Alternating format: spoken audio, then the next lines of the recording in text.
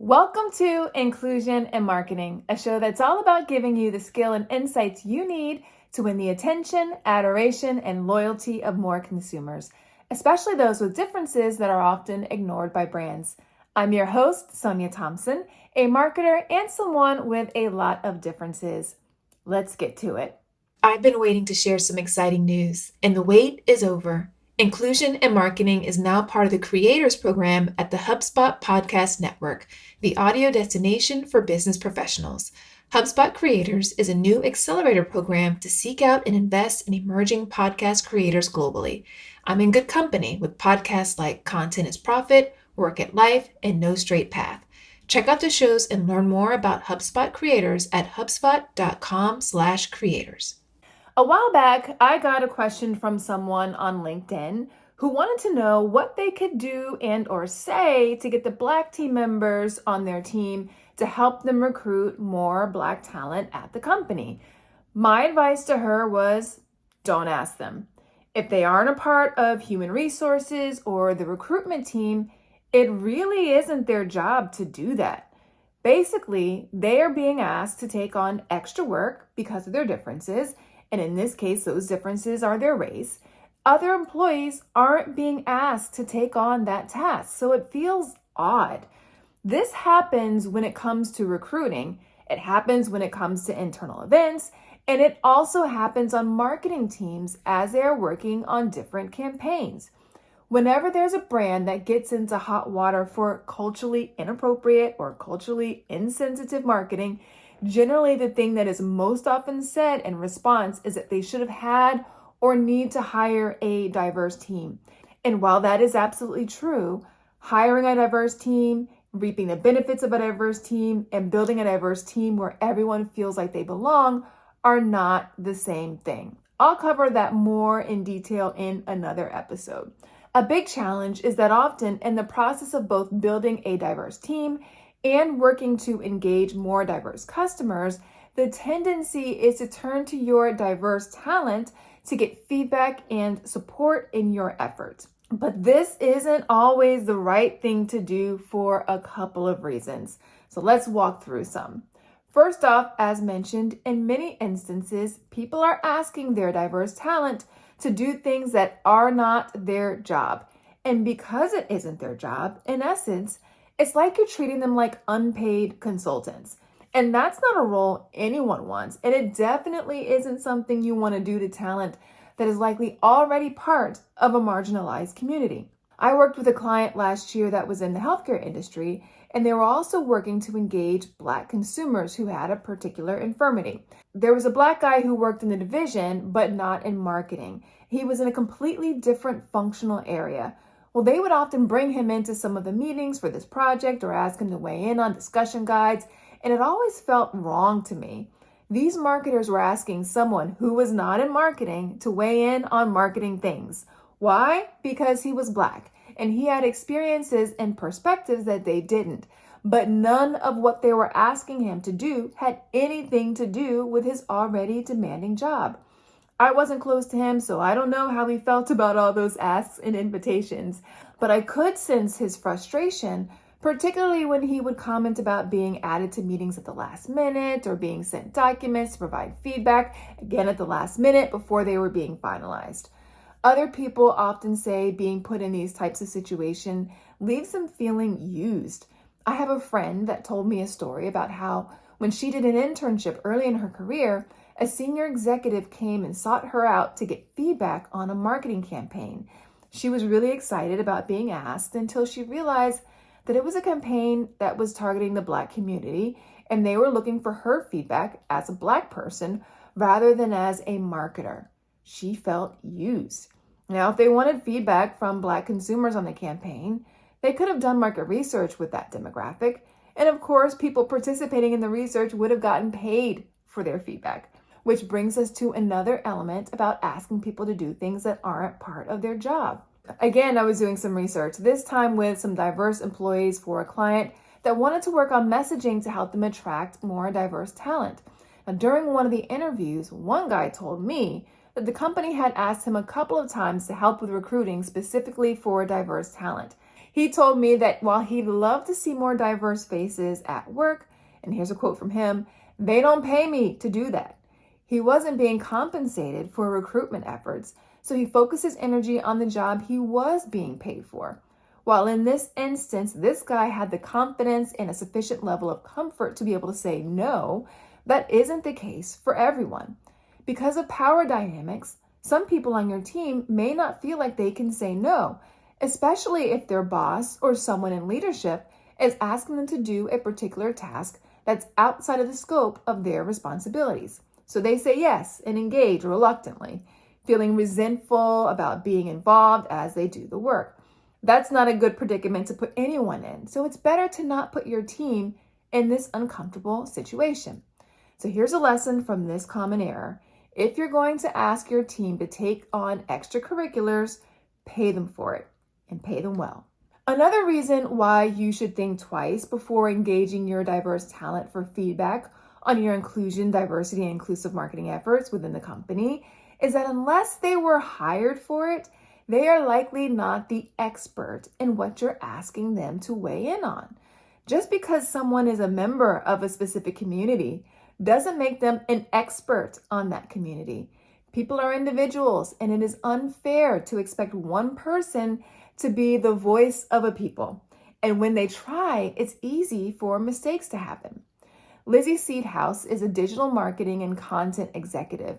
She and I chatted about this topic in an interview last year, and she had some very specific thoughts on this as it related to the LGBTQ plus community. But her message is applicable on a much broader scale. So like advice for a brand, if you want to engage with the LGBTQ plus community, like you can't just go to speak to the one lesbian that works in the office, right? And think that you have a well-rounded perspective of what that experience looks like, right? Like you have to kind of hit the history books and get up to date with current affairs, and then talk to the variety of people, right, that identify differently than you. I think it's depth of perspective is really important. Depth of perspective is key, especially when you're working on initiatives that you're intending to meet the needs of a group of people. Also, there are a lot of nuances that exist when it comes to diversity, equity, inclusion, and belonging related themes and scenarios. And it's unfair to expect someone to know and understand all those nuances and how they apply at work just because they are a part of that community. Being a member of a community does not make you an expert on that community. Here's a kind of related example to illustrate my point. I speak English. It's my first language. But if someone came and asked me to teach them English or to explain certain grammar rules and principles or explain why we say certain things in certain ways, in a lot of instances, I'd be of no help. I'd shrug my shoulders, possibly attempt to answer you and bumble all over the place, all the while wishing you hadn't asked me and had asked someone who actually teaches English, a professional at their craft. So here's what to do. If you want to get feedback from your diverse talent, ask for feedback about their own lived experiences and observations, and stay away from anything that might put them in a position to speak for, make decisions on behalf of, or represent a community as a whole. And when you need expert feedback to advise you on a plan of action, get advice from an actual expert, either a paid employee on your team or a paid external partner. Another downside of leaning on your diverse talent for feedback on inclusion-related initiatives and campaigns is that it could give your broader team an excuse to not develop the cultural intelligence and customer intimacy they need to do their jobs. When brands constantly are leaning on those one or two people on your team, then the rest of the team is less likely to get the knowledge they need to make informed decisions on their own. When I was in college, I was an RA, or a resident assistant, at my dorm for my second year. I remember very clearly the moms who were dropping off their now freshman kids who were 18 and showing them how to wash their clothes at the dorm. This was their first time showing them how to do this. It's not that the kids didn't have the capacity to wash their own clothes before arriving to college. It's just that they had parents at home who always did it for them. And so they never took the initiative to learn and do it for themselves until their parents doing it for them was no longer an option. It's a similar scenario here. If you keep going to your diverse staff for input and answers, There will be people on your team who won't take the initiative to learn what they need to for themselves. No bueno. Building an inclusive brand and the activities needed to do it effectively is everyone's job, everyone's, not just the job of a select few and the diverse people on your team. That means that everyone on the team needs to have training and some element of it tied to their performance objectives. And if your job as a marketer is to engage diverse consumers, then you have to make sure that you make it your business to know what you need to know from a cultural intelligence and customer intimacy standpoint to do your job effectively without having to check in with another person, especially if it isn't their job. So here's the lesson to remember with regard to this point. Give your team the support in terms of resources, time, and training to develop the customer intimacy and intelligence they need so they don't have to be reliant on others, in particular diverse talent. And one more reason why leaning on your diverse talent ad hoc to give input, to help you recruit, or other types of tasks isn't the right thing to do is because it shows you're taking a lazy approach to inclusion rather than truly investing in it. In business, when something is important, it is funded. If it isn't properly funded, that's a clear signal that it isn't quite as important as claims may have you to believe. If building an inclusive brand is important to you, then you have to have the funding to hire a diverse team that is reflective of the customers you serve. And if you don't have the ability to add headcount at the moment, that means making available resources to hire or to learn from experts that give you the support you need in areas where you don't have the knowledge or skills just yet to lead and execute on your own. And I feel like this phrase gets mentioned on at least every other episode, but it's super important, so I'm going to say it again. Cultural intelligence.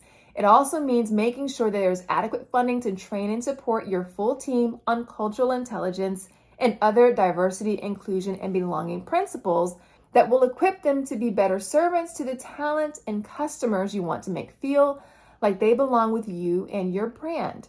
To be clear, you don't have to go from crawling to running overnight. That isn't the expectation. Rather, the goal is to make steady progress toward the vision you have for building an inclusive brand that serves a broader number of people. And to accomplish that goal, a transformation needs to take place within your team. And that transformation will no doubt require resources. Make sure you provide them. So here's a lesson for this point. Don't take the Band-Aid approach to building an inclusive brand. Give it the funding and resources it needs that will enable you to have a full team that is equipped to make diverse consumers and talent feel like they belong with you. Okay, so let's talk about when it would be appropriate to ask your diverse team members to support you on your initiatives to help you be more inclusive. We'll get into that right after this quick message. I don't know about you, but I've been a frustrated customer more times than I can count. Often enough, that frustration has been the result of the business I was dealing with not having adequate communication between different teams and sometimes even amongst staff members on the same team. No bueno. Creating great customer experiences starts with having a full picture, and having the full picture starts with having teams that are connected. HubSpot helps your teams feel so connected they can finish each other's sales pitches. Yep, that kind of connected. HubSpot CRM platform is carefully crafted from the ground up, designed to unite your data, apps, and teams in a single, easy-to-use system. So instead of wasting valuable time tracking down information, your teams can spend their time having conversations where it matters most, with your customers. Learn how HubSpot can help your business grow better at HubSpot.com. All right, we're back. So let's dig into when it is appropriate and smart to engage your existing talent in inclusion-related campaigns and projects. First one, and you might have already guessed what I'm going to say, you do it when it's a part of their job. So that may mean they have a particular area of expertise that makes them ideal for being able to provide input in your area of focus. Lived experiences are valuable here as well, but of course that doesn't have to be and should not be the upper limit of the expertise this talent develops on the subject area while they are in the role. Make sure what you like them to do is a documented part of what is expected of them to do on a day-to-day basis. The best time to enroll a team member on these expectations of their role is, of course, during the interview and recruitment process. These expectations should be written in the actual job description. Make it clear from the very beginning that their unique perspective is an asset to the team and is needed to accomplish your goals. Now, if you didn't have that conversation and come to that agreement during the recruitment process, and you'd like someone on your team to take on a broader role in providing this perspective, talk to them about it. And if they are agreeable, and only if they are agreeable, revise their job scope. If you didn't have that conversation and come to that agreement during the recruitment process, and you'd like someone on your team to take on a broader role in providing this perspective, talk to them about it. And if they are agreeable to doing it, go ahead and revise their job scope. If that comes with additional responsibilities, adjust their pay to correspond. For instance, do you have someone on your team who speaks Spanish that you want to engage with Spanish-speaking customers in addition to the English-speaking customers they already serve? If they weren't hired with the clear expectation that using their bilingual skills regularly would be a part of the job, and now you want it to be, then adjust their pay and their job description accordingly, especially if they are the only ones who can serve Spanish-speaking customers. Another time where it's acceptable to ask for input and feedback is when you're doing it via your employee resource groups, or ERGs. Employee resource groups are voluntary, employee-led groups made up of people who share a particular characteristic, such as gender, ethnicity, religious affiliation, sexual orientation, disability, or being a veteran. It's been reported that upwards of 90% of Fortune 500 companies have active ERGs. The groups exist to support its members with networking, career development, and to provide a safe space to talk about work-related challenges and issues among others who have a similar background or life experience. During my time at Johnson & Johnson, I was an active member of our African American ERG and even led it at my operating company for a number of years. I also participated from time to time in the group for women. The experience proved valuable for me and gave me audience with senior leaders who I might not have had access to during the course of working in my primary role. Now, even with all the benefits of being part of the ERGs, I always felt we could have done more, particularly by working with our marketing teams to help reach more diverse customers. More and more brands are tapping into their ERGs to help them co-create campaigns. Both Spotify and Target, for instance, worked closely with their African American ERGs to produce Black History Month campaigns customers loved. They helped them with themes for their campaigns, curated music playlists, and selected products by Black creators to feature in the stores. You can work with your teams to help you in your efforts to be more inclusive with your marketing. Start with a simple project and then expand as you learn and gain momentum. So here are a few cautions or watch outs for you as you consider tapping into the expertise of your ERGs. Remember, they may say no. Depending upon the maturity of the group and what their areas of focus are, they may not have capacity to branch out in support of your marketing campaigns. These are volunteer organizations that people are a part of in addition to their jobs. The members may only want to focus the time they do have to devote to their ERG. The members may only want to focus the time that they do have to devote to their ERG participation to areas that benefit them directly, such as career development and tapping into that safe space at work. Also remember, just because the people in the group are part of the customer group you want to serve, that doesn't mean they are automatically experts. Let's be clear about what you're asking them to do and ensure you're not seeking their feedback on things that are outside their wheelhouse. A safer bet is to get input and feedback based upon their own lived experiences rather than having them speak for their entire community. And lastly, if you do work with your company ERGs in this manner, consider making a donation to their operating budget as a means of showing support and appreciation. If the feedback is something you would have had to pay others to do, then it seems only fair to provide compensation in the format of adding to the group's operating budget. That's it for today's episode. If you like this show, I'd love it if you would take a moment to subscribe to the show and leave a rating and review. And if you feel so inclined, share it with a friend. All of those actions will help more people discover the show. And wouldn't it be fantastic to have more people practicing inclusion? I think so. Also, I want to hear from you.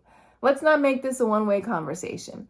If you have a question, a comment, or experience to share, it could be in general about this episode or even a previous one, leave me a voicemail at inclusivemarketing.co/voicemail. That's inclusivemarketing.co/voicemail. You just may hear your message on a future show.